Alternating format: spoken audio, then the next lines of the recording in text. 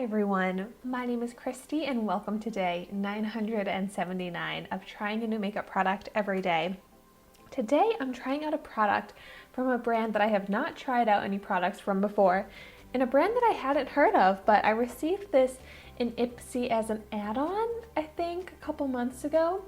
This is from the brand Little Moon, which is such a cute name.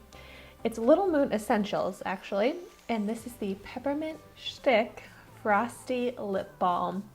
And I love lip balms. If you watch my channel, you know that I'm always talking about how my lips are dry and I'm trying to find products that are very hydrating for them. But something that I also love is natural makeup. And this is made from 100% natural ingredients. So I am super excited about that. It retails for only $4.50 on the Little Moon Essentials website. It's paraben and preservative free, chemical and cruelty free 100% essential oils. And it has cocoa butter, peppermint, shea butter, and vanilla. Ooh, that sounds really hydrating. All right, let's go ahead and check it out. The packaging on it is also very cute, a little scenery here. Yes. It smells how I was hoping it would smell. Like a sweet mint. Oh, it smells so good. All right, let's see how hydrating it is on my lips. I actually have this awful dry patch right here. So we'll see if that gets hydrated.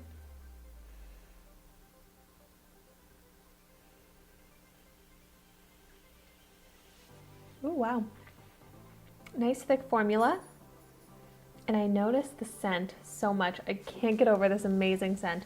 And it feels really nice on my lips. It feels hydrating. I like that it is a thicker formula, so I feel like my lips are getting a nice protective barrier on them. This one little dry patch on my lips, really cute, right? is still there. It's not deeply hydrating my lips to the point where that chapped part of my lips is getting hydrated. Whereas with products like lip oils and petroleum jelly type products, those will completely hydrate the chapped areas of my lips.